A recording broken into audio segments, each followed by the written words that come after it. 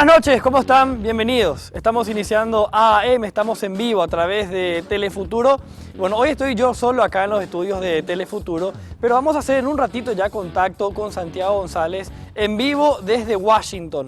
Vamos a tocar, y uno de los temas que vamos a tocar esta noche en AAM tiene que ver con esta serie de informes que salieron, uno más reciente, el otro un poco más antes, respecto a Paraguay en particular, en informes que se han presentado, uno del Departamento de Estado, otro a través de una persona que hizo una investigación sobre vínculos entre, primero, Paraguay como una ruta para el narco, Paraguay como una fuente de vuelta de financiamiento, nada más y nada menos que de grupos terroristas. El contrabando de cigarrillos, digamos, ya habíamos hablado y mucho del tema del contrabando de cigarrillos en otras investigaciones periodísticas, recopilando otros informes también. Ahora lo que sale es que esa plata que se recauda del contrabando de cigarrillos va a parar nada más y nada menos que a grupos terroristas que se financian con esta actividad.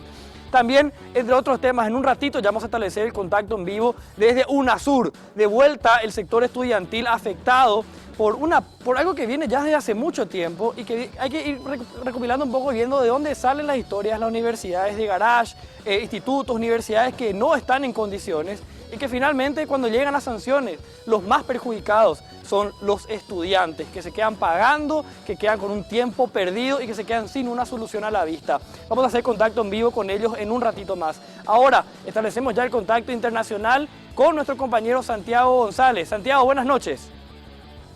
Hola Enrique, ¿cómo estás? Buenas noches para vos, para todos los televidentes de AAM. Un gusto poder compartir con ustedes en vivo desde Washington. En este momento, lugar donde vamos a estar hablando con Emanuel Ottolenghi, un hombre que precisamente tomó mucha trascendencia en Paraguay a raíz de informes y denuncias que guardan relación con la situación de la triple frontera. No solamente el involucramiento por parte de Paraguay, hoy vamos a consultarles también en general cuál podría llegar a ser el vínculo de los demás países de la triple frontera respecto a este informe que ganó trascendencia también, no solo en Paraguay, sino que en los Estados Unidos, llegó a debatirse en el propio Senado. Así que vamos a desglosar detalles por detalles y hoy lo vamos a tener mano a mano para los televidentes de Telefuturo a Emanuel Ottolenghi con nosotros aquí desde Washington, Enrique. Muy bien, señor, muy bien, Santiago. Establecemos de vuelta el contacto entonces contigo más adelante, ¿sí? Muy bien, señor, un abrazo, saludo para todos. Muy bien, Santiago González, nuestro compañero entonces en vivo desde Washington, Estados Unidos, para esta entrevista en forma exclusiva. También en breve vamos a estar hablando sobre el caso de los niños mineros de Paso Llobay. Recuerdan que en un capítulo anterior de AAM habíamos mostrado nosotros una parte de esta investigación del equipo periodístico de AAM, donde habíamos visto cómo unos niños estaban trabajando en las minas, niños que estaban trabajando en las minas, personas, adultos, niños, jóvenes que trabajaban en situación absolutamente irregular desde las minas de oro de Paso Llobay, en contacto con químicos peligrosos para la salud, etcétera, etcétera. Después de que nosotros hayamos lanzado una de las tres partes de esta investigación de AAM, hubo una reacción por parte de autoridades. Algunas hay que decir que lamentamos mucho. Por ejemplo, la primera reacción que tuvimos fue de la Secretaría del Trabajo, el Ministerio del Trabajo, que había solicitado los materiales, los informes de AAM para llevar a cabo una investigación. Nosotros hemos demostrado, la primera respuesta fue sí, ya de hecho trabajamos, ya estuvimos viendo, estuvimos haciendo un seguimiento de lo que ocurre en Paso Llobay. Posteriormente hubo un contacto con la gente del Ministerio del Trabajo que decían, no, los que ustedes mostraron que eran niños, no son niños. Son adultos y es como que no se mostró la realidad y es como que la investigación tenía un error. La investigación no tiene ningún error. La investigación sí mostró a niños que estaban trabajando en Paso Llobay. Mostramos, sí, de espalda o con gorra o cubierto el rostro para preservar la identidad de esos menores. Ocurre que si una vez que nosotros mostramos, capaz ya hubo una reacción desde Paso Llobay, pero si es que el Ministerio del Trabajo ya estuvo luego trabajando en eso, como fue lo primero que nos dijeron, nos sorprende que ahora salgan con esta respuesta. ¿Cuál fue la respuesta que hubo de la Secretaría de la Niñez? Vamos a conversar con el ministro de la Niñez, que está con nosotros en los estudios de AAM, para conocer qué se hizo a partir de esa denuncia de AAM. Y también decir que hubo otras denuncias que fueron llegando desde otras partes del país, desde otras industrias muy importantes, donde denunciaron que también hay niños que están trabajando. En la investigación de AAM, los niños mineros de Paso Llobay, en el siguiente informe.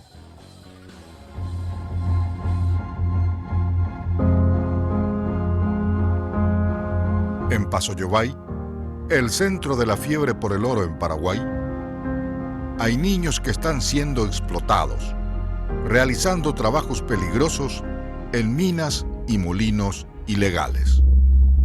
Fuimos hasta ese distrito del departamento de Guairá y constatamos a través de la voz de sus propios pobladores lo real de las denuncias que había recibido el equipo de AAM sobre esta situación.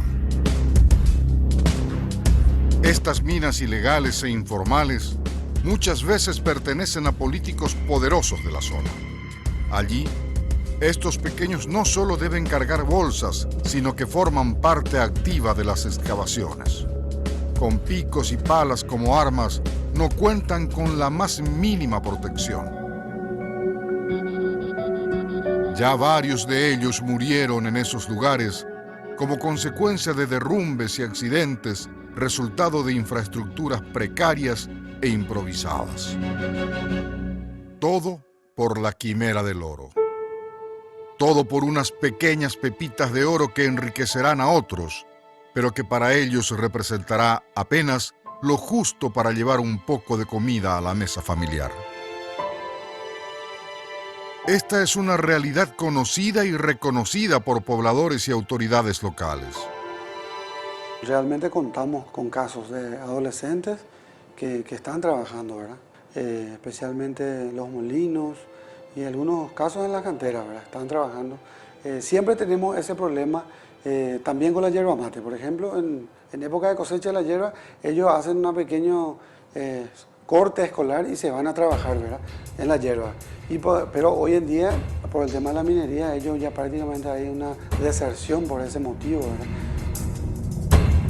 Luego de que el equipo periodístico de AAM realizara la denuncia pública sobre esta situación semanas atrás, desde diferentes instituciones aseguraron que se tomarían las acciones pertinentes para subsanar lo que estaba ocurriendo.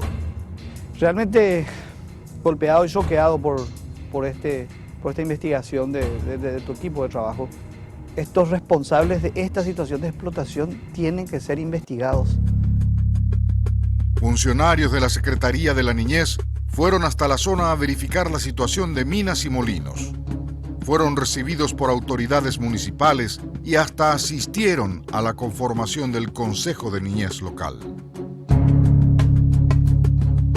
Sin embargo, cuando iniciaron el recorrido por las minas y molinos, la realidad era pintada de forma diferente, como si todo se tratara de una fantasía, más que de una espantosa verdad. Llamativamente, varios de los molinos pararon sus trabajos, y en algunos hasta esperaban la llegada de la comitiva, como si algunas de las autoridades locales los hubieran alertado. Y entonces, las contradicciones. He visto el programa el domingo y me sorprendió. En honor a la verdad, yo creo que carece de lo que es la realidad. Yo quiero que ustedes constaten, que ustedes puedan recorrer los molinos.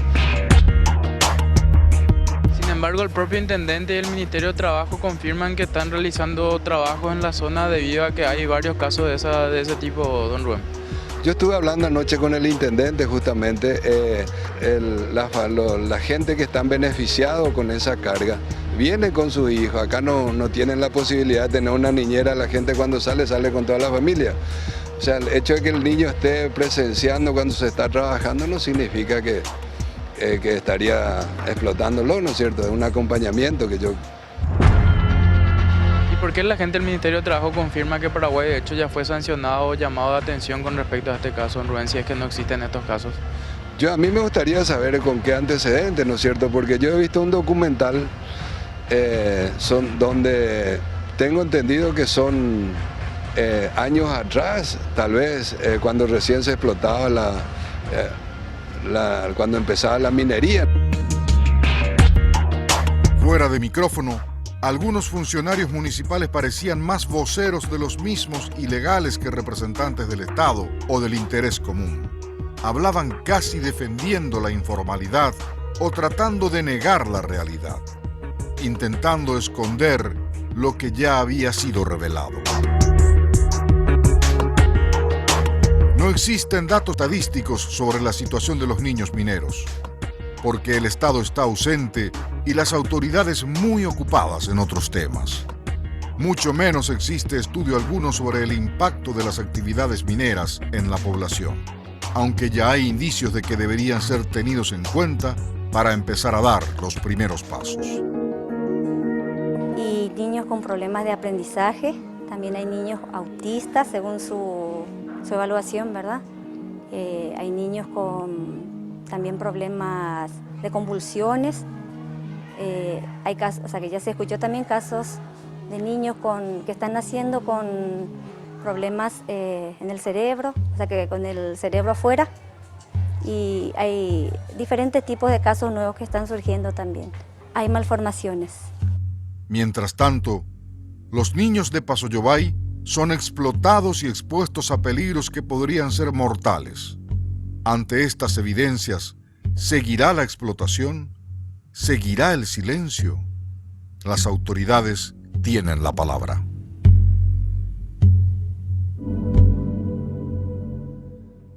Bueno, antes que nada decir que ustedes vieron las fotografías que son muy pero muy claras, y decir que uno de estos niños estaba acompañando a un papá en los trabajos y estaba mirando, bueno, es querer tomarnos a todos por estúpidos, porque se ve claramente que los niños están trabajando y están haciendo trabajos de minería propiamente. No están sentados acompañando, mirando al papá mientras trabaja, están trabajando. Y esas son las pruebas que nosotros presentamos. Así que querer negar eso y decir no, se fue a mirar, a acompañar, es tratar de tomarnos a todos por estúpidos. Está el ministro de la Niñez con nosotros, Ricardo González. Ministro, ¿cómo estás? Buenas noches. Muy buenas noches, muy agradecido nuevamente de estar aquí presente en su programa. Bueno, ministro, te quiero pedir un paréntesis un ratito con este tema. Vamos a retomar en un rato. Nosotros tenemos, de hecho, otras partes de esta investigación de AM. Hoy sí ya vamos a mostrar la investigación completa. Pero antes quiero establecer el contacto en vivo con nuestro compañero Ricardo Alderete. Crisis de vuelta en la educación superior. Ricardo, buenas noches. ¿Qué tal? Buenas noches, Enrique. Estamos acá desde la sede central de la UNASUR, donde alumnos egresados de la universidad se convocaron luego de lo que se estableció por el CONES, el Consejo Nacional de Educación Superior, de clausurar carreras de salud, que luego también clausuraron la carrera de diseño, de administración agropecuaria, entre otras carreras que han sido clausuradas por, según el CONES, no tener los requisitos mínimos, la documentación que requiere el CONES para que estas carreras funcionen normalmente en la universidad, pero que según la misma rectora no es así, ya que ella dice que todos los documentos están en regla, que toda la documentación está en regla, pero sin embargo hay más de 9.000 alumnos ahora mismo a través de esta medida que estableció el CONES de clausurar estas carreras, que se ven directamente afectados, Enrique, por esta medida. Le tenemos acá a John Jairo Ortega, que es también alumno de la universidad de la carrera de Psicología, me decía él, que está en tercer año de la carrera y hoy mismo se ve completamente parado. Le faltaba un año nada más para terminar y esta es tu situación en este mismo momento, Jairo. O sea, primero que todo podemos determinar en primera instancia el efecto que nos han producido a todos los alumnos a nivel psicológico, a nivel económico, a nivel personal, a nivel familiar. Y no solo eso, determinar a la UNASUR como una universidad de garaje es pretender tapar el sol con un dedo, porque todos pueden ver las estructuras con las cuales contamos. La calidad de los docentes, hemos tenido una serie de reuniones donde todos los alumnos se han manifestado y nunca ha habido la primera queja por los profesores, por su cátedra, por su malla curricular, por nada de esto. Ahora, el CONES en este momento no nos determina una respuesta directa. La universidad, hemos comprobado con la documentación necesaria de que se han presentado en forma, en hora y en fecha toda la documentación y los requerimientos que han pedido. A ver, puntos así específicos que quiero también que la ciudadanía y la gente que está escuchando pueda tener claro. Una de las cosas que establecía en el documento que mandó el CONES, ¿verdad?, es que más de 30 filiales fueron clausuradas. ¿Cuál es la cantidad exacta de las filiales que tiene la universidad? Y por otro lado, ¿qué pasa ahora con los alumnos, ¿verdad?, que están en un stand-by? Bueno, se nombraron 31 filiales en lo que nos dijo el CONES a nosotros, pero realmente son 7 filiales. Entonces, ellos no rectificaron en ningún momento la veracidad de ese hecho. Y eso es un detalle que está malogrando toda la idea. Y hay mucho sensacionalismo y amarillismo a nivel de las noticias y los medios de comunicación. Entonces, son 7. pero la UNASUR en este momento tiene 10.000 alumnos, de los cuales todos pararon las actividades. Entonces, ¿qué pasó o a qué se debe este hecho? Primero que todo, en la Ley 136 de Universidades que se estableció, la Ley 2529 del 2006, se establecieron y habilitaron todas las carreras que actualmente están en UNASUR. Ahora se cerraron porque en la Ley 4995, ¿sí?, del 2013 como tal, determinaron otro problema. Se formó el CONES y el CONES en este momento inhabilitó directamente todo lo que ya se había realizado en un momento determinado. Entonces, el conflicto que hay en este momento, a pesar de que se han dado toda la documentación, que se ha mostrado infraestructura y que se ha mostrado todo el concepto de lo que nosotros necesitamos, derecho de educación, se cuestionó. Y no solo se cuestionó, se clausuró, se cerró. En vez de ser una evaluación, fue una persecución. ¿Por qué? Porque hasta el momento no han venido la primera vez in situ a revisarnos a nosotros. Todos los alumnos de UNASUR son testigos de que nunca hemos visto a un solo personaje del CONES. Ahora, segundo, si realmente la universidad no estaba habilitada, ¿cómo es que en este momento el Ministerio de Educación y Cultura haya sellado, firmado los títulos como tal? Aparte de eso, si es así, que no estuviéramos habilitados, ¿por qué en este momento la UNASUR como tal, ¿sí?, puede dar fe de los exalumnos egresados que hay, como tenemos muchos compañeros acá? Ricardo. Por ejemplo, el caso de la compañera. Sí, Enrique, te escucha también Jairo acá. Sí, Ricardo, sí, me gustaría también hablar, si se puede, con otros estudiantes, conocer un poco algunas historias, porque acá esto es un conflicto, digamos, que si vamos para atrás y conocemos la historia de cómo nacen las universidades, los institutos superiores. Cuando nosotros hicimos aquella investigación de enfermero en 48 horas, habíamos visto que hay un montón de leyes que fueron creados por parlamentarios, donde se creaban institutos y tranquilamente sacaban universidades garage, y alguna vez cuando estalla un escándalo se toma en serio la cosa, se investiga un poco y después quedan alumnos estafados y quedan en las calles alumnos que perdieron plata, tiempo, y finalmente es un tiempo muy válido que uno dedica al trabajo, al estudio, digo bien, que posterga muchas veces el trabajo, la generación de recursos, de ingresos, y cuando se le dice que tiene que comenzar de cero se quedan absolutamente sin nada. Acá, digamos, por un lado se habla de una persecución de CONES y por otro lado también ver un poco el problema de fondo y ver los estudiantes que quedan a su suerte. Ya habíamos visto anteriormente otro caso donde el Ministerio de Educación salió a decir, tranquilos, nosotros vamos a encargarnos de gestionar que los estudiantes que están a media carrera puedan retomar en otro lugar. Ese compromiso también estaremos aguardando nosotros, que haya una mediación reconociendo un poco el origen de estos institutos. Por eso es que me encantaría conocer historias también, Ricardo, de estudiantes que quedan en la nada ahora, que quedan colgados, que quedan a su suerte. Conocer un poco las historias, más allá de los números, 9.000 estudiantes, las historias políticas que hay detrás, conocer un poco las historias de estas personas que quedan ahora sin nada. Sí, totalmente. Como decíamos, el caso de Jairo es uno de 9.000 casos de alumnos que quedaron completamente parados en diferentes carreras. Habíamos mencionado casi todas las de salud, también las de diseño, administración agropecuaria, entre otras, que son casos específicos, puntuales. A ver, voy a ir con otro alumno. A ver. Tenemos un exalumno. ¿Sí? Un egresado ya. ¿De qué carrera? Medicina veterinaria. Medicina, ¿tu nombre? Yo soy el doctor Renar Huello, egresado de la promoción 2015 de Medicina Veterinaria. Bueno, lo que queremos nosotros es que el caos que creó el CONES, que se revierta. Acá están matando la esperanza de 10.000 estudiantes, el sueño de 10.000 estudiantes por una mala praxis en lo que ellos pueden hacer. Entonces pedimos nosotros como egresados universitarios que se pueda dar la posibilidad a todos los compañeros de esta universidad a que continúen con sus estudios. UNASUR está abierta a que se le verifique, a que se le controle. Todas las dependencias, ya hablamos con las autoridades, estamos abiertos a que vengan in situ, revisen el Hospital Escuela de Mariano Roca Alonso, la Agroganadera de Limpio, el canal de televisión, los laboratorios, todo está abierto, la clínica de fisioterapia con atención gratuita. Los alumnos se ensayan con la asistencia de los docentes en clase. No van a hacer pasantías para aprender. O sea, UNASUR está abierta, quiere la posibilidad y que se cumpla el debido proceso. Pidieron documentación, se logró la documentación, se presentó. Ahora tienen que venir a verificar si es que eso es verdadero.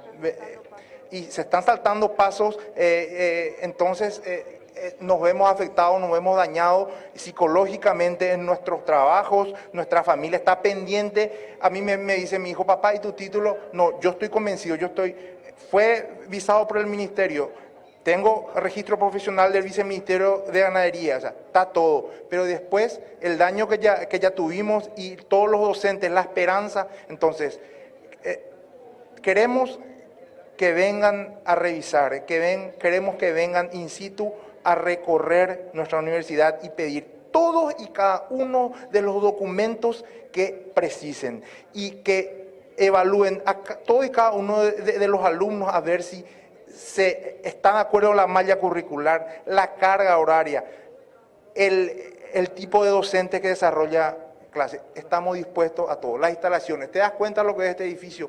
Ricardo. En las filiales, lo que es Encarnación, en el interior, o sea, yo creo que está todo. Ricardo. Sí, Enrique, te escuchamos. Sí, ¿por qué la vez pasada algo que no quedó muy claro y veo que hay gente que está preguntando lo mismo? ¿Por qué hubo incidentes la vez pasada? ¿Hubo una pelea entre estudiantes? ¿Por qué fue eso? Si se puede consultar también. Sí, por supuesto. Hablan de incidentes también en la manifestación pasada. ¿Cómo podemos aclarar eso? ¿Qué fue lo que pasó exactamente? No, la verdad que no fue incidente, es que había gente infiltrada. Hay muchos datos que manejamos todos. Alumnos que le ofrecieron becas y comisión por llevar a compañeros, docentes que llevaban alumnos también. Entonces esa gente vino a incidentar. Yo quiero que pregunte a todos y cada uno de nuestros compañeros si fueron obligados. Nadie fue obligado. Estamos defendiendo el derecho a ser educados. Estamos defendiendo nuestro presente y el futuro de nuestras familias. Nada más que eso. Nada más que eso. En tu caso, ya como egresado, teniendo un título, ¿corre algún riesgo de que se inhabilite ese título? ¿No hay documentación de que pueda ser así? Yo pienso que no, porque no puede ser retroactivo. Yo me matriculé, o sea, yo me egresé en el 2015, pero el daño va más allá de eso. O sea, yo vengo a defender el honor de mi universidad. Yo vengo a defender la lágrima y sudor de mis compañeros que día a día vienen y luchan, frío, micro, inseguridad, todo.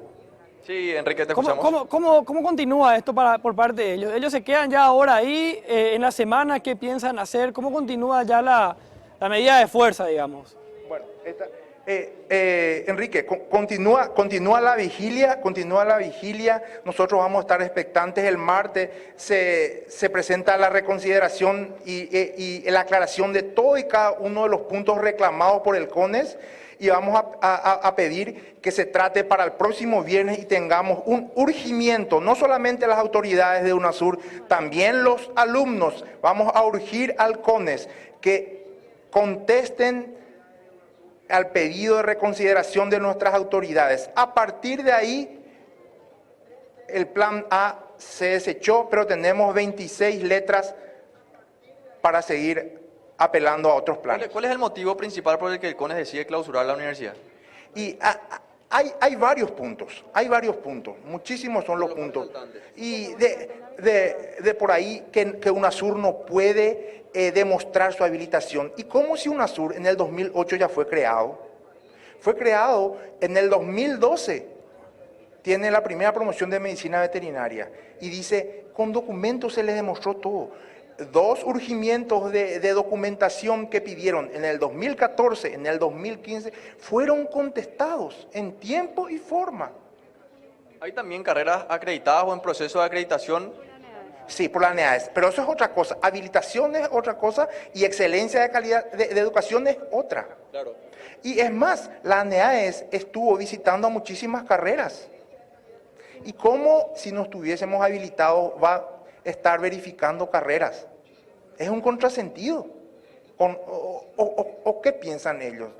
Nosotros nos reunimos, vemos, pedimos documentos, la universidad nos proporcionó todos los documentos para poder nosotros estar tranquilos. ¿O qué te parece? Nosotros estamos aquí defendiendo nuestros derechos convencidos porque están en los documentos. No es invento de nadie, nadie es pagado, a nadie se le ofreció, te voy a hacer un descuento en tu cuota o vas a ser becado. No, solo queremos seguir estudiando. Nada más. En palabras de la rectora o los directivos de la universidad, ¿cuál es el apoyo que les ofrecen ellos como directivos? ¿Qué garantías le dan de que esto realmente pueda revertirse para ustedes los alumnos y egresados también? Y toda la documentación que está presente, toda la documentación. Por decirte, hay un punto, dice que no coincide la letra, por ejemplo, que son firmas de docentes, es porque uno es media firma y el otro es firma completa. Ese tipo de cosas. Y hay cosas que se pueden aclarar. Que son fáciles de aclarar. Sí, Enrique, ¿te escuchó? Bueno, Ricardo, vamos a estar pendientes nosotros también como equipo de AAM siguiendo un poco lo que pueda ocurrir. Sé que otros estudiantes de otras universidades también ya están dando su respaldo a los estudiantes de UNASUR. Hay 9.000 estudiantes, un montón de carreras clausuradas por CONES y otras investigaciones de otros institutos, otras universidades también que tienen un montón de alumnos afectados.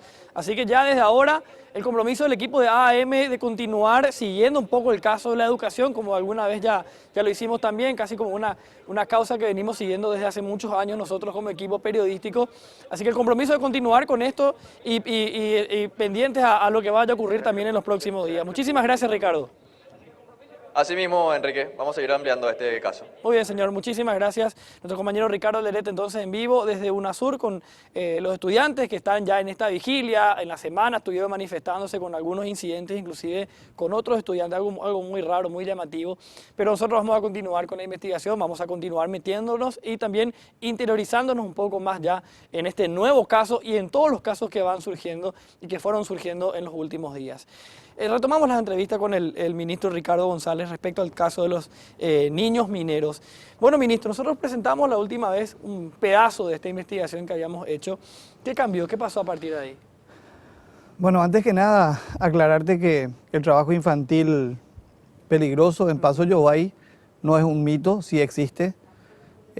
No solamente con las declaraciones de las autoridades locales, nosotros hemos podido constatar a partir de nuestra presencia también en el municipio y a través de otras acciones también que venimos emprendiendo. Marcamos nuestro plan de trabajo en 3 ejes. El primer eje es el eje inmediato. Hicimos la denuncia ante el Ministerio Público. Hay una carpeta fiscal abierta en la Unidad Especial Antitrata. ¿Cuándo se presentó eso? Eso presentamos el día 8. Día 7 fue la entrevista, día 8 hemos presentado la denuncia. Ya se abrió la carpeta fiscal, está a cargo de la fiscal Teresa Martínez. Estamos en contacto con ella, está ya realizando las primeras diligencias dentro de lo que es el proceso investigativo y asimismo hemos comunicado también al Ministerio del Trabajo la situación a objeto de poder realizar las fiscalizaciones correspondientes dentro del ámbito de investigación penal, dentro del ámbito del procedimiento y competencia administrativo, que es el proceso de fiscalización del Ministerio de Trabajo, pero asimismo también hemos planificado una llegada y una presencia institucional en la zona a través de la conformación de un equipo local, a través de lo que determina el Código de la Niñez y la Adolescencia que tiene que tener un municipio, que es el Consejo Municipal de Niñez y Adolescencia. Ustedes estuvieron participando, también nos acompañaron en ese momento para la conformación de este consejo, que también conformó un equipo especial para hacer el seguimiento y poder recabar toda la información para poder aportar tanto a la investigación penal como también al procedimiento administrativo dentro del Ministerio de Trabajo. La otra línea de trabajo y la otra planificación ya es una planificación a largo plazo. Tenemos que instalar presencia del Estado en la zona, por eso es que se instala un programa denominado OCACUA que aglutina tanto a la Secretaría de la Niñez, Ministerio del Trabajo, como el Ministerio de Educación con las autoridades locales, es decir, municipalidad. Este trabajo se instala y tuvimos la primera charla en la semana que estuvimos visitando allá, conjuntamente con organizaciones de la sociedad civil y con también apoyo del gobierno norteamericano. Este programa se instala justamente por la necesidad de abordar todo lo relacionado al tema del trabajo infantil en Paso Yobay. Ahora, ministro, cuando me decís, volviendo un poco al comienzo de tu respuesta, ¿verdad? Porque si bien celebro que se haya hecho la denuncia y estos trabajos que van a empezar allí, cuando decías Sí, es real esto. Es porque ustedes fueron y vieron niños trabajando allí. Nosotros hicimos todas las averiguaciones correspondientes, hemos visitado los colegios, algunos colegios, hemos visitado también la CODENI local y hemos visitado también los centros de salud, ¿verdad? A partir de la información que nos han suministrado, bueno, pudimos concluir que efectivamente eso es real, existe, no es un mito y por eso tenemos que abordar y por eso la presencia nuestra del Estado ahí, por eso este programa que también busca tener presencia ya con trabajos a largo plazo para que el trabajo infantil pueda ser erradicado en la zona. Dentro de la actividad específica que se realiza, hay dos informes que realmente me llamaron la atención. Pero por eso es importante dejar a manos de todo ese proceso investigativo penal. Uno de los informes emana justamente de la CODENI, donde el informe que recibimos es que en todo este tiempo no se ha recibido ninguna denuncia relacionada al tema de trabajo infantil en la CODENI. Ah, mira. Y el otro informe que nos llamó la atención también es el informe que emanó del centro de salud, donde ahí nos ha manifestado un funcionario de más de 15 años, según lo que él mismo había dicho, de que en ningún momento él había presenciado durante todo ese tiempo ningún caso de niño que haya sido tratado o atendido ahí en el lugar a consecuencia de su trabajo en la mina. O sea, cosa que también nos llamó la atención. O sea, es como que hay una especie de encubrimiento entonces. Y es lo que podemos denotar, o sea, porque por un lado está toda la información que nos suministran y fuentes oficiales como las escuelas, el mismo intendente que manifiesta que existe trabajo adolescente en las minas y trabajo infantil también, otras autoridades que también nos han manifestado, pero resulta ser que cuando vamos a la fuente, donde son lugares donde puedan llegar a atender este tipo de situaciones como la CODENI o los centros de salud, no resulta ser que no tienen ningún registro de ningún caso que pueda aportar a una situación, a una identificación. Pero sí una realidad, porque es una actividad familiar la que se realiza en Paso Yobay. Sí tenemos los datos específicos de la municipalidad, son 104 molinos los que están funcionando y más de 10 canteras. De estas 10 canteras solamente 3 están habilitadas por la municipalidad y el resto está funcionando de manera clandestina.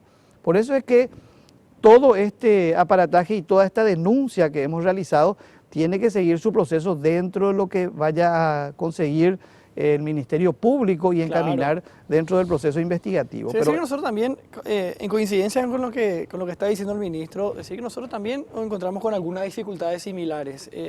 Hace unas horas nada más recibimos un periodista del equipo de AM, recibió una comunicación por parte de alguien del Ministerio del Trabajo y le decía, no, los niños que ustedes, las fotografías que nos mostraron no son de niños, son de mayores. No, son niños. El ministro de la Niñez está diciendo que no es ningún mito, que es real. Ya está en manos del Ministerio Público, pero no deja de sorprender la fuerza, tal vez política o no sé de dónde vendrá una fuerza tan importante, que permite que instituciones encubran lo que están realizando. Estamos hablando de niños, o sea, encubramos otras cosas, pero no el trabajo de los niños. Acá es una situación demasiado grave. Y no es un mito, es real. Nosotros nos pusimos pruebas, la Secretaría de la Niñez ya demostró que es verdad. ¿Cómo puede ser que haya instituciones que se ponen casi de acuerdo para encubrir, decir, no, acá no pasa nada, está todo bien, son niños que van a mirar nomás mientras los papás trabajan, etcétera, etcétera? Tenemos otra parte de la investigación, segunda parte del material, a ver.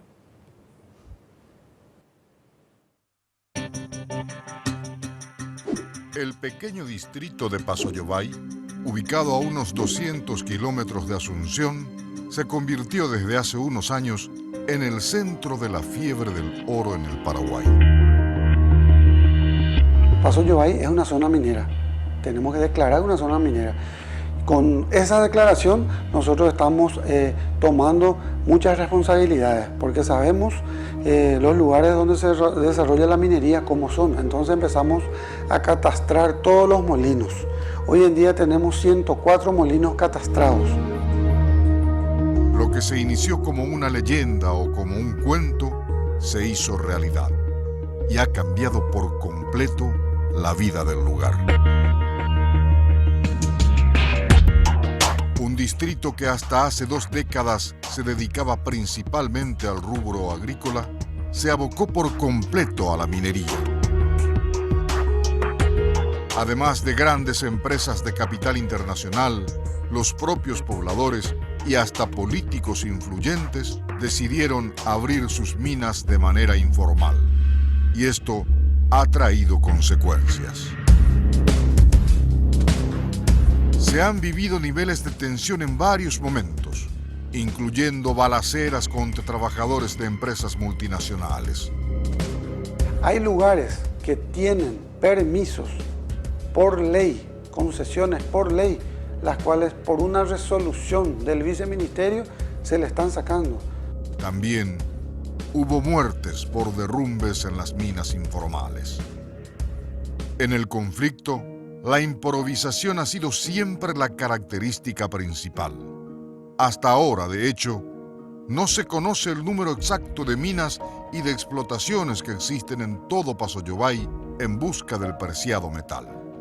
De la empresa transnacional prácticamente desconocemos cómo trabajan. Necesitamos de la gente del gobierno, la gente de la SEAM de Medio Ambiente. Jamás estuvieron por acá, porque tiene que haber un control. Definitivamente tiene que haber un control. Los organismos están ausentes, no hay un registro. No hay un registro. Yo te puedo decir que si no hay un registro, no contamos con nada. No contamos si vinieron, qué encontraron, no hay nada. No hay un registro que ellos vinieron. Los organismos están ausentes, te digo, la gente, nadie pide permiso para acabar, para entrar en un territorio a meter máquina pesada. La gente es un libre albedrío y estamos mal. Paso Yobay va a sufrir sus consecuencias. Hoy en día todos quieren trabajar, todos quieren, pero dentro de poco vamos a sufrir las consecuencias. Más allá de las tensiones sociales, de los conflictos políticos y del daño al medio ambiente, las consecuencias más graves las sufren los niños. Paradójicamente, aquellos de quienes depende el futuro son dañados gravemente en el presente. Niños y adolescentes deben dejar las escuelas para ir a trabajar en las minas y en los molinos informales. Minas y molinos explotados sin ningún tipo de cuidado al medio ambiente. Como te digo, la última vez que se acercaron la gente de minas, creo que encontraron ciertos vestigios, ¿verdad?, en los arroyos, pero a partir de ahí, nada más. Las malas prácticas son una constante, como el uso del mercurio, químico utilizado en el proceso de recuperación del oro. Es altamente tóxico y puede ser mortal. ¿Casos de dolencias o de malformaciones que hayan registrado en la población, intendente? Hasta el año pasado yo creo que se hizo un estudio cruzado de Paso Yobay, el Centro de Salud de Paso Yobay, con todos los casos que exceden y todavía no se encontró, pero la minería es joven en Paso Yobay, lleva alrededor de 12 o 13 años y sabemos que eso demora más tiempo, pero como te había dicho, se ve de venir, eso va a venir, va a llegar. En el caso de una señora que por primera vez iba a tener su hijo y a los 6 meses perdió y nació la criatura con vida, pero su cerebro afuera. Unas pocas horitas y ya falleció. Este es un caso que me tocó muy de cerca, por eso estoy contando. La desesperada búsqueda del oro ha generado ya graves consecuencias al entorno de Paso Yobay. Y es un hecho que si no se hace nada al respecto, a la larga, las consecuencias serán peores, no solo para el entorno, sino para los niños. Esto es algo muy grande, maravilloso este mineral, pero lastimosamente cómo se está trabajando es muy mala. ¿Qué más debería pasar para que las autoridades dirijan su atención hacia lo que ocurre en este distrito del Guairá? Bueno, acá hay un punto que me encantaría aclarar con el ministro también.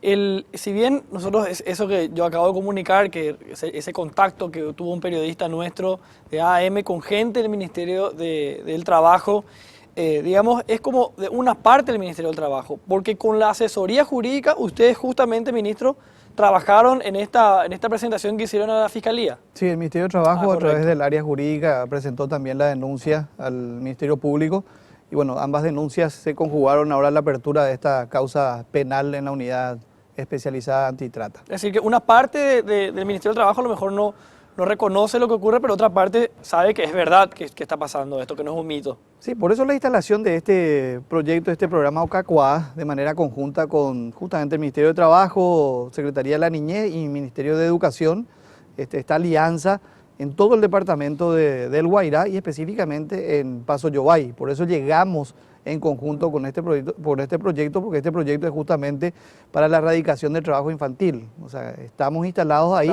para poder afrontar esta realidad. ¿Qué se dice en las escuelas ahí? ¿Qué le dicen a ustedes en las escuelas? Bueno, lo que más nos llamó la atención es que hay un barrio dentro de lo que es Paso Yobay, que creo que se llama Barrio 8 de Diciembre, donde más se siente esa ausencia escolar, ¿verdad? Esa deserción escolar.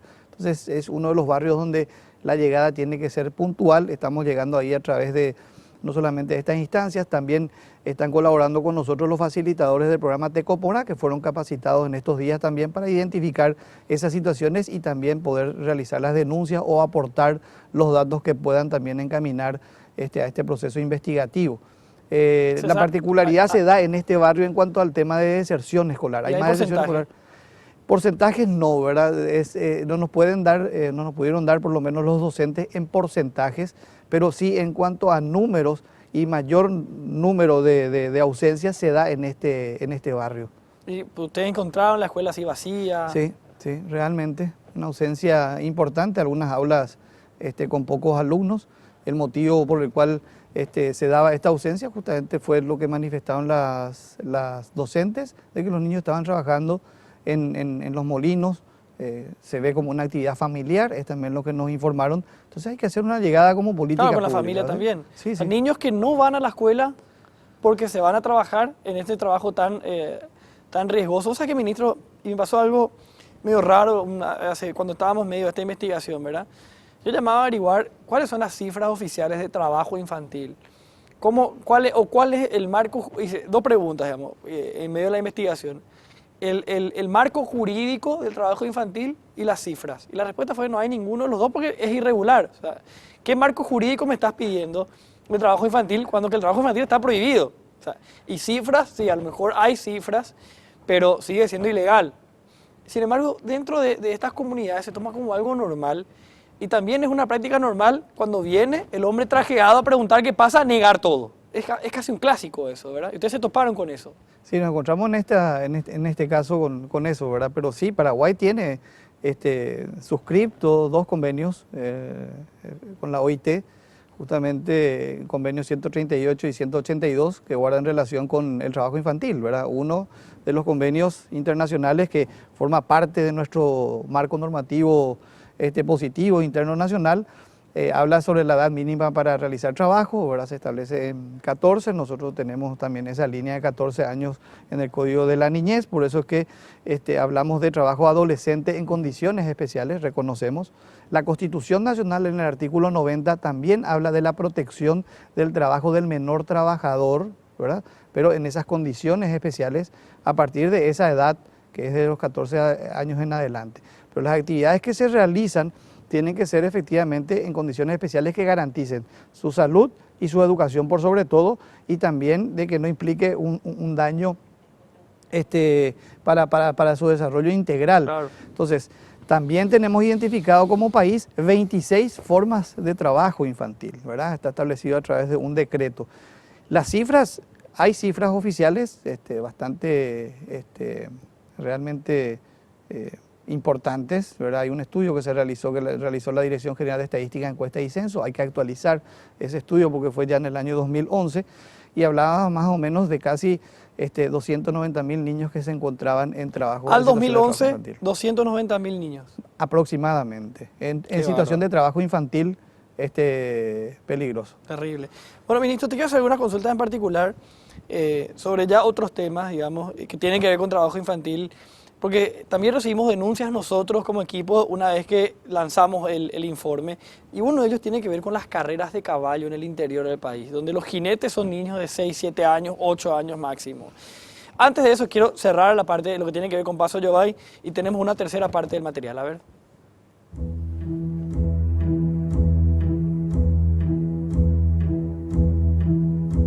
La quimera del oro desató una desesperada búsqueda en Paso Yobay. Si antes eran los rubros agrícolas los que centraban las actividades económicas, hoy gran parte de la población se dedica de alguna u otra manera a la minería.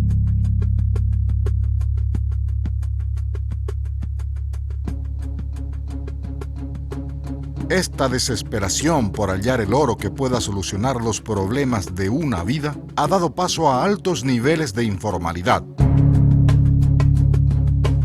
Pero no solo es el ciudadano común el que se ha abocado a la búsqueda del oro, sino que autoridades locales, departamentales y nacionales también han decidido sumarse a la carrera por el oro. Los organismos están ausentes, te digo, la gente, nadie pide permiso para cavar, para entrar en un territorio a meter máquina pesada. La gente es un libre albedrío y estamos mal. Paso Yobay va a sufrir sus consecuencias. Hoy en día todos quieren trabajar, todos quieren, pero dentro de poco vamos a sufrir las consecuencias. No existen datos reales y concretos de cuántas personas se dedican a la minería en Paso Yobay. De hecho, existen apenas estimaciones de cuántas son las minas y molinos que funcionan allí. Actualmente se habla de al menos 104 puntos de explotación y procesamiento del oro. Recorrer Paso Yobay y sus compañías es encontrarse hasta en los rincones más escondidos e inesperados con grandes maquinarias abocadas a la búsqueda de algunas pepitas de oro. No importan los permisos o las estructuras necesarias. El que tenga algún predio donde cree que podría encontrar oro, consigue las herramientas y se pone manos a la obra. Otros consiguen permisos para actividades totalmente diferentes, como la piscicultura. Pero en realidad se dedican a la minería. Es el caso de una de las mayores minas de Paso Yobay, ubicada en la propiedad de un ciudadano extranjero que llamativamente decidió cortar el arrendamiento a empresas multinacionales para dedicarse a la cría de alevines, o al menos eso decía. A esa explotación están vinculados nombres de poderosos políticos, todos cercanos al presidente de la República, Horacio Cartes. Para justificar la irregularidad siempre hay caminos, como por ejemplo alegar que se trata de una cuestión de carácter social.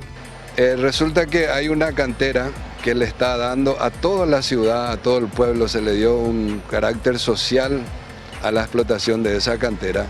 Y ahí es donde ustedes acaban de ver que llega un camión, estaba llegando, que está trayendo esa tierra y de repente la gente que están beneficiados con esa carga vienen con sus hijos. Acá no tienen la posibilidad de tener una niñera, la gente cuando sale con toda la familia.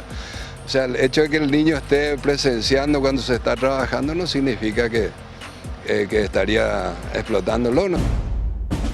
La verdad es que los cientos de pobladores a los que aseguran beneficiar reciben apenas unas monedas frente a los millones que seguramente reciben quienes están detrás de la explotación. La quimera del oro generó explotación de niños, graves cambios al entorno y al medio ambiente y altos niveles de informalidad. Mientras tanto, el silencio cómplice continúa.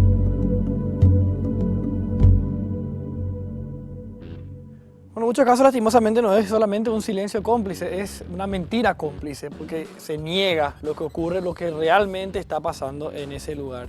Nuestro compromiso, continuar pendientes, seguir muy de cerca el trabajo del Ministerio Público. Ahí tenés, ministro, un montón de documentos que pueden ayudar, digamos, a dar un seguimiento a este caso. Sí, así mismo. Acá justamente hay una síntesis de todo el relevamiento de datos que hicimos. Con el cuidado pertinente también hemos entresacado algunos elementos que guardan relación con la identidad de los niños, claro, ¿verdad? Entonces, eso ya cumplimiento de lo que dice el código. Y queremos dejar esta carpeta también como para poder cumplir justamente con esa denuncia que habían realizado y que originó la apertura de esta investigación penal. Bueno, muchísimas gracias. Por último, ministro, preguntarte por esto que mencionaba anteriormente y que recibimos muchas denuncias sobre el tema. Lo de las carreras de caballo en el interior del país. Niños que son los jinetes que manejan los caballos en esto que es una tradición casi en el interior. Ustedes están atentos a lo que está ocurriendo, ¿verdad?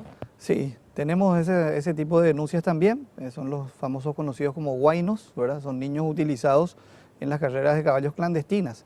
Una de las zonas donde mayor número de denuncias hemos recibido es la zona de San Estanislao, Santaní, departamento de San Pedro, donde se viene articulando trabajos específicos con la CODENI como para poder hacer frente a esta situación. Pero como son carreras clandestinas, justamente entonces es muy difícil y ahí se está articulando con algunas instancias del Ministerio Público, Ministerio de Defensa Pública y también algunos actores claves de la Policía Nacional en el proceso investigativo.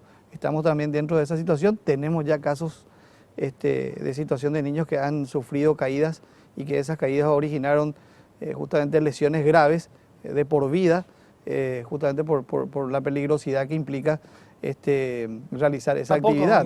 Son chicos de 5 o 6 años que son utilizados como huaynos. Utilizan a estos chicos por el peso que tienen, que son muy livianos. Efectivamente, domar este tipo de caballos es bastante complejo y implica una actividad, muchas veces en acompañamiento también de parte de su familia, ¿verdad? Sí. Ministro, muchísimas gracias por estar con nosotros hoy. No, por favor, buenas noches y gracias por el espacio. El ministro de la Niñez y la Adolescencia, con vamos a continuar nosotros haciendo seguimiento a toda esa carpeta, a esos documentos que nos dejó el ministro Ricardo González, que estuvo esta noche con nosotros. Está Santiago González en vivo desde Washington. Santiago, estamos con vos. Sí, señor. Estamos nosotros en compañía, Enrique, de Emanuel Ottolenghi, de la Fundación para la Defensa de las Democracias.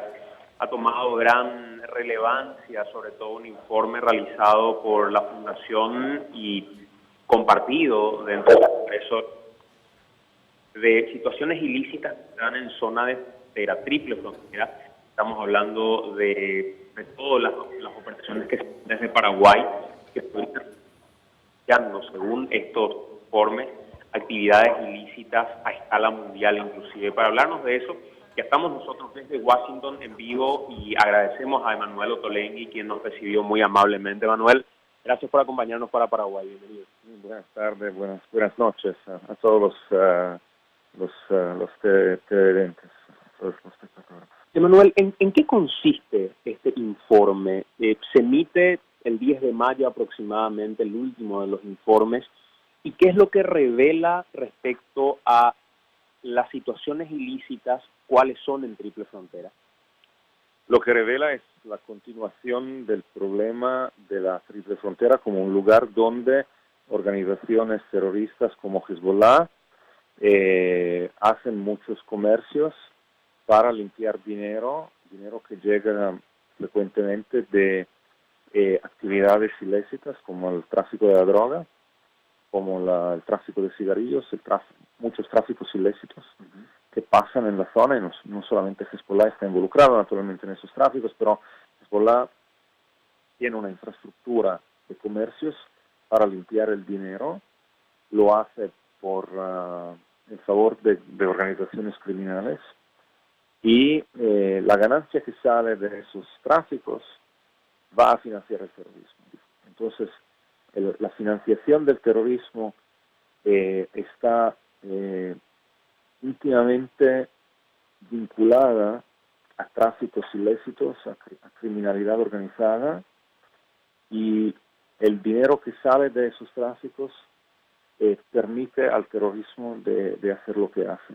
Sin el dinero, el terrorismo no puede lograr sus objetivos. Entonces es muy importante, no porque se organizan, se planean ataques en la triple frontera, porque la triple frontera es la fuente de la linfa vital del terrorismo. Manuel, ¿de cuánto dinero estamos hablando que a raíz de todo este tráfico irregular al que estás haciendo referencia termina financiando el terrorismo? Es una muy buena pregunta. No se sabe exactamente de cuánto se habla. En un estudio de una universidad del ejército estadounidense del 2004 se hablaba de un presupuesto de Hezbollah de $100 millones por año y del 10% que llegaba de Paraguay. Estamos hablando de hace 13 años. Hace 13 años. En el 2009 la Fundación RAND, que es una fundación muy prestigiosa, independiente aquí en Estados Unidos, que hace muchos estudios en temas de seguridad, habló de un presupuesto que ya estaba doble, entonces 200 millones y el 10% todavía, entonces 20 millones. Desde el 2009 mucho cambió en la situación de Hezbollah, pero principalmente dos cosas. Uno, primera cosa, la organización está involucrada en una guerra en Siria desde hace ya muchos años, porque Hezbollah empezó a participar en la guerra desde el 2012, o sea, ya 5 años, con casi 2.000 fallecidos en peleas, en batallas, en la guerra. Entonces hay que financiar las familias de los mártires.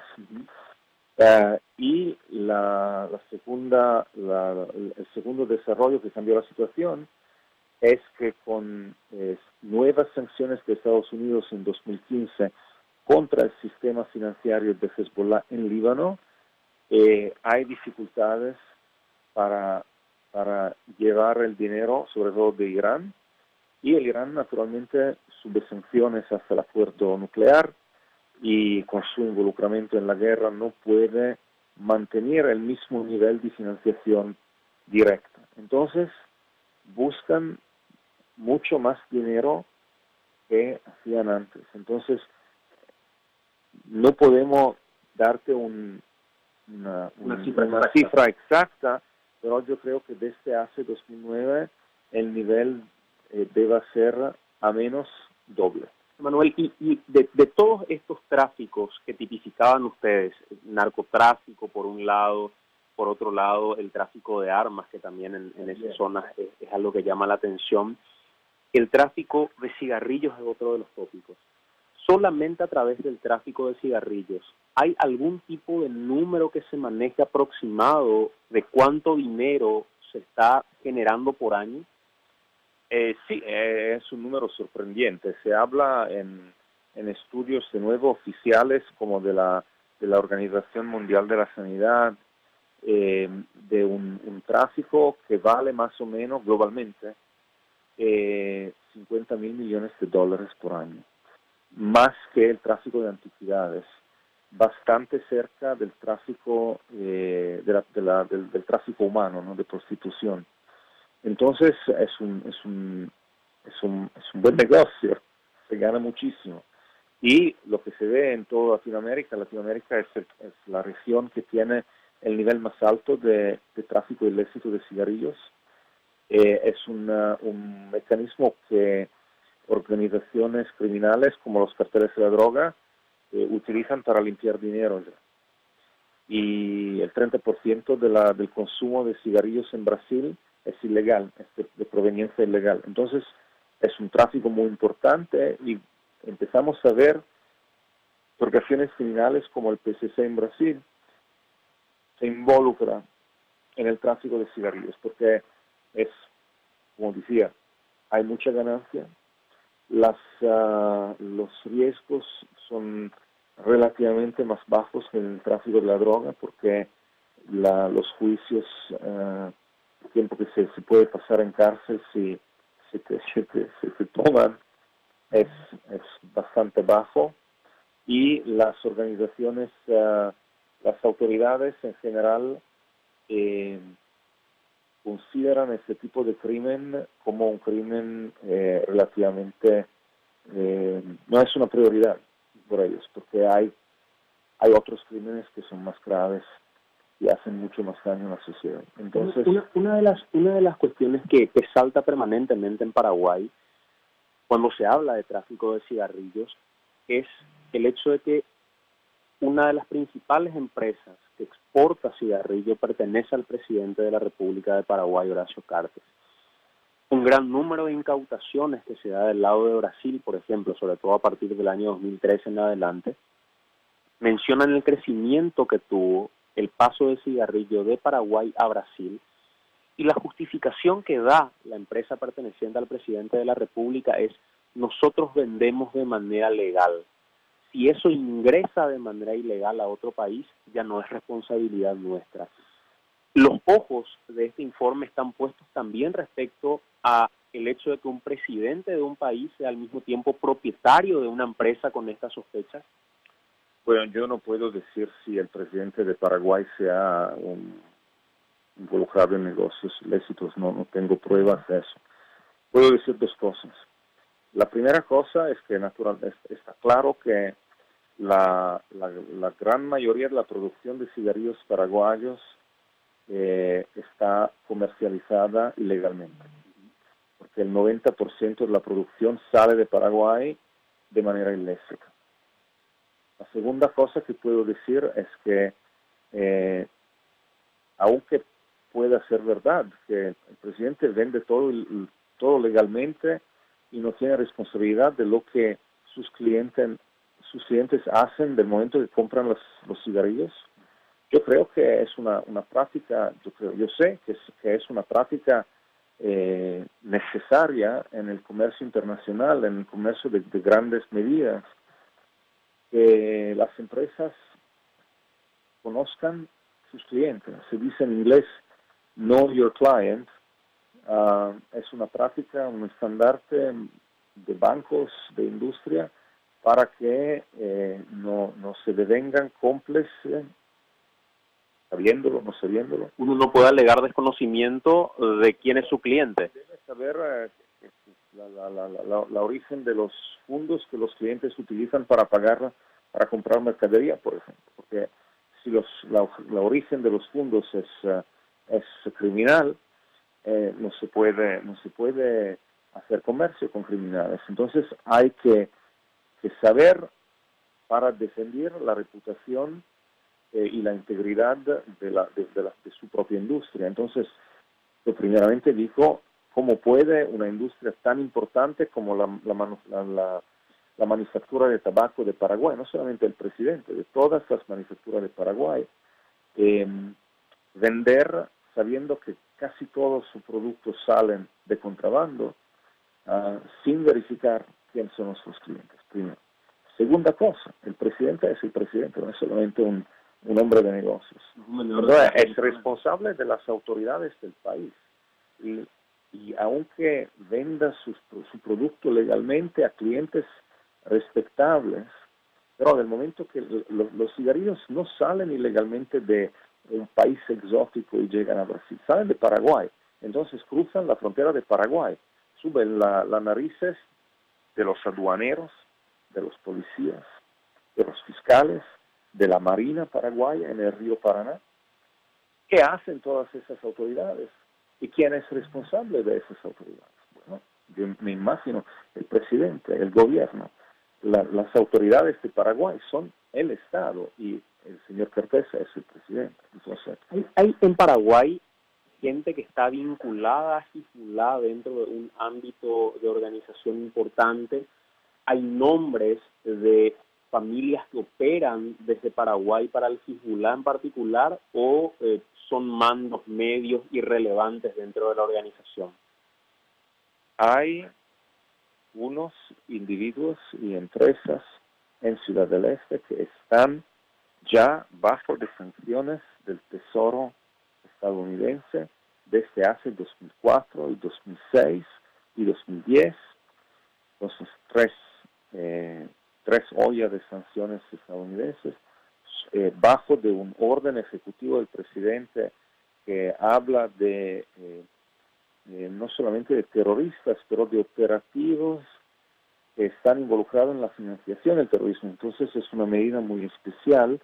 Entonces se habla de unos operativos que participan en el financiamiento de Hezbollah y que los Estados Unidos mantienen bajo de sanciones hasta hoy. Se sabe dónde viven, se saben sus comercios, se saben sus negocios, se tienen fotografías de sus participaciones en actividades y eventos públicos, se conocen sus páginas Facebook, todo. Están en Paraguay, unos viven en Foz de Iguazú, en el lado brasileño, pero tienen sus comercios en Paraguay, otros viven en Paraguay o tienen casas también en Paraguay, también en Brasil, pero operan de manera completamente abierta, con impunidad, sin que las autoridades locales le hagan nada. Y estos informes revelaron nombres importantes de gente que es conocida dentro de la sociedad paraguaya. Algunos inclusive protagonizaron algunos episodios en Pedro Juan Caballero, por ejemplo, recientemente. ¿Hay nombres en particular? ¿Quiénes son estas personas, Emanuel? Bueno, hay nombres, pero yo creo hay atención de las autoridades internacionales a esos nombres, entonces no se pueden repetir en televisión, pero hay una presencia importante, porque los financieros de Hezbollah que están bajo de sanciones desde hace ya más de una década, trabajaban en una comunidad que exprime abiertamente soporte, apoyo, simpatía por la causa de Hezbollah, y lo exprime no solamente de manera ideológica o ideal o en las redes sociales, sino también concretamente enviando dinero.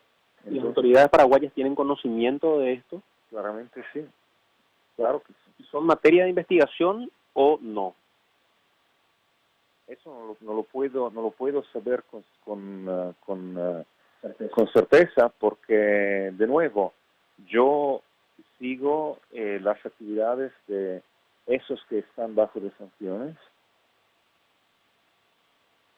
y claramente operan abiertamente en el país, tienen negocios, entonces tienes cuentas en bancos, tienen... ¿Esos bancos ustedes los tienen identificados también? Tienen nacionalidad paraguaya. Hay uno en particular que publicó una página de su pasaporte paraguayo en su página Facebook. Entonces, ¿cómo sea posible que un individuo que está bajo de sanciones de Estados Unidos por su participación en actividades de financiación del terrorismo tenga un pasaporte paraguayo? Este señor no lo tiene porque nació en Paraguay. Es un señor que nació en Líbano y que llegó adulto en Paraguay. ¿Cómo puede tener su ciudadanía? ¿Cómo puede tener comercios en Paraguay y también en Brasil? Porque hay que decirlo, el problema no es solamente Paraguay. El problema de la tripla es un problema de 3 países y de una frontera actualmente abierta que se puede cruzar en cada dirección todo el tiempo sin controles.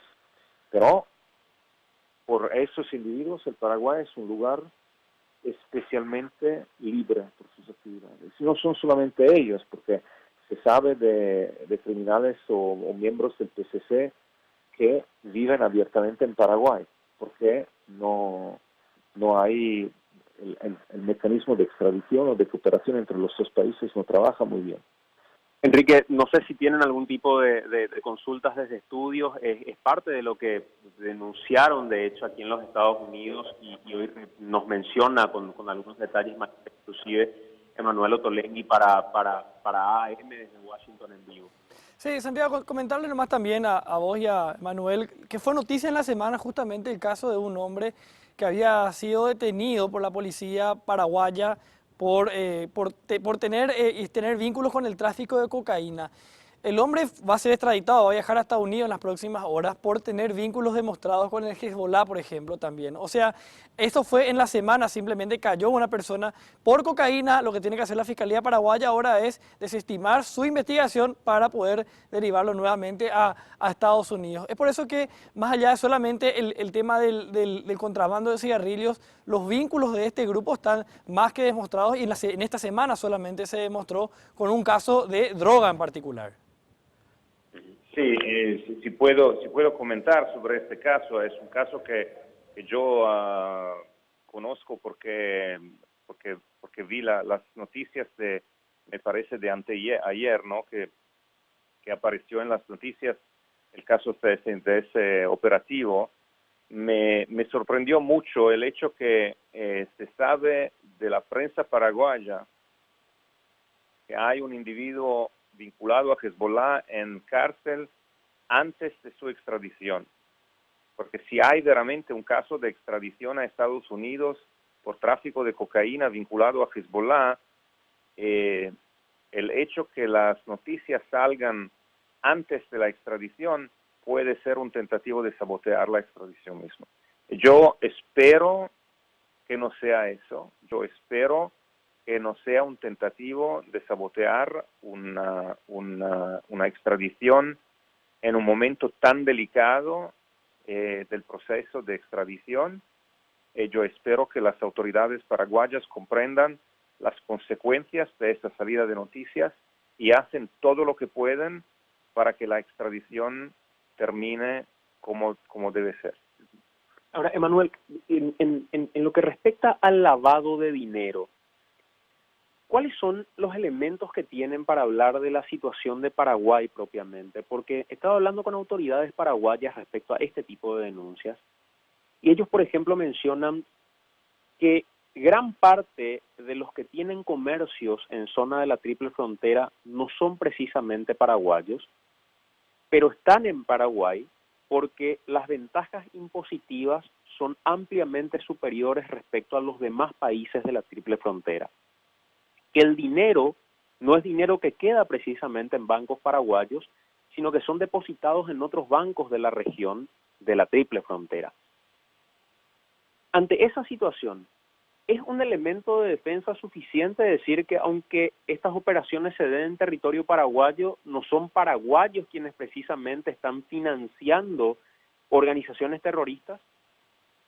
Los que participan en esas actividades y que nosotros sospechamos que sean involucrados en actividades de financiación del terrorismo, claramente no son paraguayos. Pero muchos de ellos tienen una cédula paraguaya, un permiso de residencia permanente en Paraguay, unos tienen ciudadanía paraguaya también, y sus negocios están en Paraguay, están registrados en Paraguay, entonces operan legalmente en Paraguay. Si hay veramente, como yo creo, actividades ilegales, el Paraguay no puede limpiarse sus manos diciendo esos son extranjeros que llegan en Paraguay pero no están acá, no viven acá y no tienen su dinero acá, porque el volumen de tráfico y de dinero que hay en Ciudad del Este solamente es yo creo, todavía 40-50% del Producto Nacional, ¿cómo se dice en español? Producto Interno Lordo, bruto. Entonces es un fenómeno de comercio muy importante por la economía del país. Y no se puede decir que esos buenos son extranjeros y el dinero se va en otros países. Porque utilizan, disfrutan esas ventajas que hay del diferencial fiscal y también de controles muy ¿cómo se dice? Flojos. ¿Sí? Respecto al lavado de dinero, una de las cuestiones que hemos mencionado en algún momento en AAM es que el funcionario más importante en Paraguay de la lucha contra el lavado de dinero ha permanecido durante años independientemente al presidente y al partido del que venga ese presidente. Voidanich ha estado durante la presidencia de Fernando Lugo, ha estado durante la presidencia de Federico Franco y hoy permanece durante la presidencia de Horacio Cartes. Si nuestros números como país no son los más efectivos respecto al lavado de dinero, ¿despierta alguna sospecha el hecho que el mismo funcionario permanezca siempre a la cabeza de esa organización? No sé bastante para comentar de eso. Me parece una garantía de estabilidad. Enrique, en general hay elementos que se dan también, porque hace rato nosotros veíamos el informe preparado respecto a las universidades de garage en Paraguay, y ahí surgía en un planteamiento qué tan fácil podría ser, no es el caso del que estaban hablando ustedes, pero qué tan fácil podría ser a través del negocio de las universidades, muchas de estas que se dan en Triple Frontera, lavar dinero también. Es un elemento que también genera una sospecha y una alerta respecto a universidades que ofrecen carreras para las cuales no tienen una mínima infraestructura, Manuel. ¿Cómo funciona eso?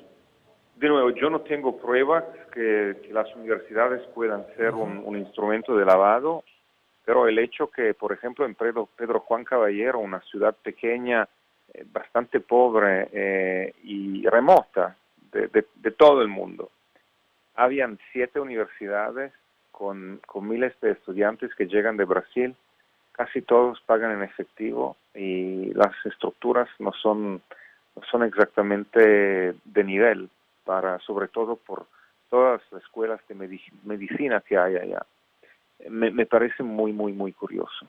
Y de nuevo, las autoridades, me imagino, no van a controlar fiscalmente el número de estudiantes registrados. Entonces, no digo que sean un instrumento de lavado, pero si alguien piensa de encontrar o de inventar un nuevo instrumento de lavado muy eficaz, universidades como las que yo visité en la frontera son ideales. Santiago. Señor. Sí, ¿te parece, Santi, si hacemos una pausa porque estamos un poco atrasados en los cortes y retornamos de vuelta junto a usted en un ratito para el cierre? ¿Te parece? Dale, Enrique, muy amable. Muy bien, hacemos una pausa breve, ya venimos.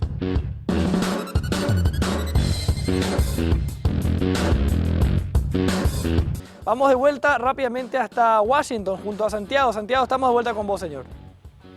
Sí, señor. Una última consulta, Emanuel, y estamos cerrando agradeciéndote por tu tiempo también. Hugo Velázquez visitó Washington, el presidente de la Cámara de Diputados. Conversó con vos. Ustedes tenían algunos elementos, más allá de aquella fotografía que se había viralizado bastante de Hugo Velázquez compartiendo con gente que podía tener algún tipo de vínculo efectivamente con organizaciones terroristas. ¿Cómo se dio esa reunión? Y básicamente, según estos informes, ¿por qué Hugo Velázquez aparece en los mismos? El presidente Velázquez fue invitado en Washington oficialmente al Departamento de Estado y me envió un mensaje antes de llegar que le gustaba encontrarme.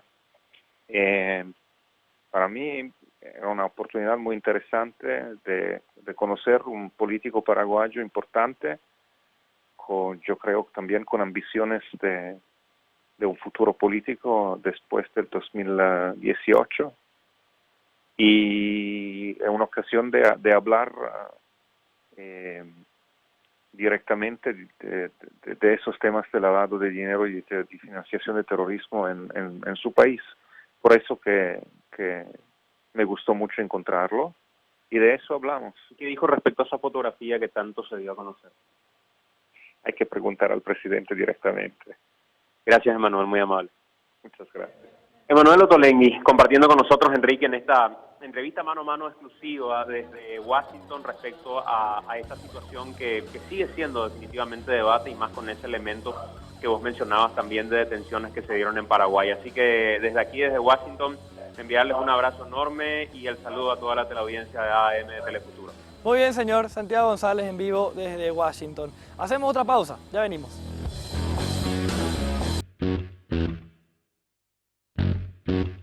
Seguimos en vivo, estamos haciendo AM a través de Telefuturo, nuestras redes sociales. En Twitter, @algoandamalpy, también estamos en Facebook. Entre otras cosas, lo que dejó el ministro de la Niñez cuando anunciaba que efectivamente ya se abrió una carpeta fiscal y que ellos sí pudieron corroborar las denuncias que eran reales respecto al caso de los niños que son explotados en Paso Yobay. A través de nuestras redes ustedes pueden acercarnos también denuncias, estamos recibiendo denuncias que nuestro equipo de producción, nuestro equipo periodístico se va a encargar de canalizar respecto al mismo tema, explotación infantil, entre otros casos que estamos recibiendo y estamos canalizando a través de nuestras cuentas. Hacemos una última pausa, breve.